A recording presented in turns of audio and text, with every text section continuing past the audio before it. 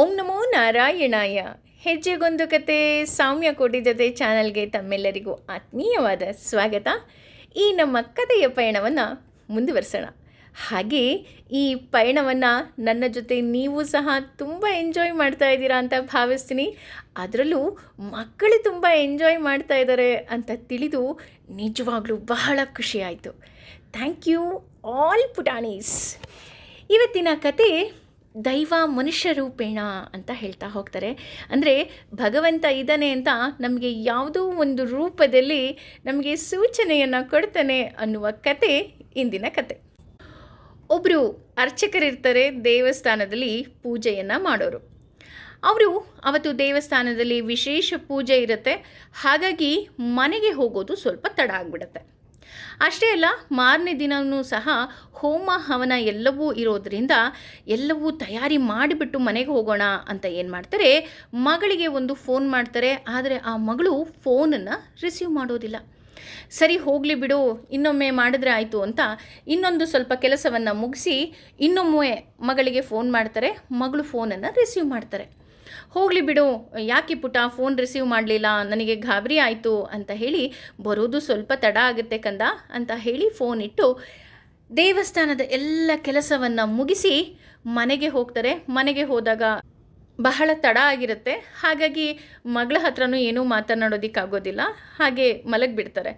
ಬೆಳಗ್ಗೆ ದೇವಸ್ಥಾನಕ್ಕೆ ಬರ್ತಾರೆ. ದೇವಸ್ಥಾನಕ್ಕೆ ಬಂದಾಗ ಅವರಿಗೆ ಒಂದು ಆಶ್ಚರ್ಯ ಕಾದಿರುತ್ತೆ. ಏನಪ್ಪ ಆ ಆಶ್ಚರ್ಯ ಅಂತ ಅಂದರೆ, ಒಬ್ಬ ಬಂದು ಅರ್ಚಕರ ಕಾಲಿಗೆ ಇದ್ದಕ್ಕಿದ್ದ ಹಾಗೆ ನಮಸ್ಕಾರ ಮಾಡ್ತಾನೆ. ಅರ್ಚಕರಿಗೆ ಆಶ್ಚರ್ಯ ಆಗುತ್ತೆ, ಇದೇನಿದು, ಇವರು ಯಾಕೆ ನನ್ನ ಕಾಲಿಗೆ ನಮಸ್ಕಾರ ಮಾಡ್ತಿದ್ದಾರಲ್ಲ ಅಂತ. ಆಗ ಅವ್ರು ಹೇಳ್ತಾರೆ, ಇವತ್ತು ನಾನೇನಾದರೂ ಬದುಕಿದ್ದೀನಿ ಅಂದರೆ ಅದಕ್ಕೆ ಕಾರಣ ನೀವು ಅರ್ಚಕರೇ ಅಂತ. ಅರ್ಚಕರಿಗೆ ಅರ್ಥನೇ ಆಗೋದಿಲ್ಲ. ಏನು ಹೇಳ್ತಿದ್ಯಾ ಪುಟ ಅಂತ ಕೇಳ್ತಾರೆ. ಆಗ ಅವ್ರು ಹೇಳ್ತಾರೆ, ನಾನು ಜೀವನದಲ್ಲಿ ತುಂಬ ಸೋತು ಹೋಗಿಬಿಟ್ಟಿದ್ದೆ, ಹಾಗೂ ನನಗೆ ಏನು ಮಾಡಬೇಕು ಅಂತಲೇ ತೋಚಲಿಲ್ಲ. ಹಾಗಾಗಿ ಎಲ್ಲ ಕಡೆಯಿಂದನೂ ಸೋಲು ಜೀವನದಲ್ಲಿ. ಅಂದರೆ ನನ್ನ ವೈವಾಹಿಕ ಜೀವನವೂ ಚೆನ್ನಾಗಿರಲಿಲ್ಲ, ಹಾಗೆಯೇ ನನ್ನ ವ್ಯಾಪಾರ ಸಹ ಚೆನ್ನಾಗಿ ನಡೀತಾ ಇರಲಿಲ್ಲ. ಹಾಗಾಗಿ ಯಾಕೋ ಭಗವಂತ ನನ್ನನ್ನು ತುಂಬ ಪರೀಕ್ಷೆ ಮಾಡ್ತಿದ್ದಾನೇನೋ, ಅಥವಾ ಅವನ ಬಳಿ ಕರೆಸಿಕೊಳ್ಳೋಕೆ ಈ ಥರ ಮಾಡ್ತಿದ್ದಾನೇನೋ ಅಂತ ನಾನೇನು ಮಾಡಿದೆ, ಆತ್ಮಹತ್ಯೆಗೆ ಮುಂದಾದಾಗ ನಾನು ಫ್ಯಾನಿಗೆ ಕುಣಿಕೆಯನ್ನು ಹಾಕಿದ್ದೆ, ನೇಣು ಹಾಕೋಬೇಕು ಅಂತ. ಆದರೆ ನಾನು ಭಗವಂತನಲ್ಲಿ ಪ್ರಾರ್ಥಿಸಿದೆ, ಭಗವಂತ ನೀನೇನಾದರೂ ಇದೆಯಾ, ಅಂದರೆ ನೀನು ಇರೋದೇ ನಿಜ ಆದರೆ ನನಗೆ ಯಾವುದಾದ್ರೂ ಒಂದು ರೂಪದಲ್ಲಿ ನನಗೆ ಏನನ್ನಾದರೂ ಸೂಚಿಸು, ನಾನು ಮತ್ತೆ ಗೆಲ್ತೇನೆ ಅಂತ. ಆಗ ಇನ್ನೇನು ನಾನು ನೇಣು ಹಾಕೋಬೇಕು ಅನ್ನೋ ಅಷ್ಟರಲ್ಲಿ ಇದ್ದಕ್ಕಿದ್ದ ಹಾಗೆ ನನ್ನ ಫೋನ್ ರಿಂಗ್ ಆಯಿತು.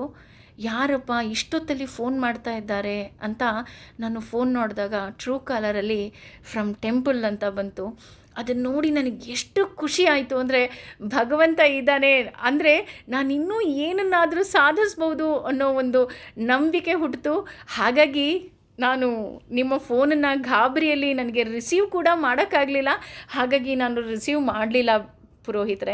ಅದೇ ರೀತಿ ನಾನು ಮಲಗಿ ಬೆಳಗ್ಗೆ ಎದ್ದೆ, ಏಳೋ ಅಷ್ಟರಲ್ಲಿ ನನಗೆ ಯಾರೋ ಹಣ ತಂದುಕೊಡ್ಬೇಕಾಗಿತ್ತು, ಅವ್ರು ಹಣ ತಂದುಕೊಟ್ರು. ನನ್ನ ಆರ್ಥಿಕ ಪರಿಸ್ಥಿತಿ ಇದ್ದಕ್ಕಿದ್ದ ಹಾಗೆ ಸರಿ ಹೋಯಿತು.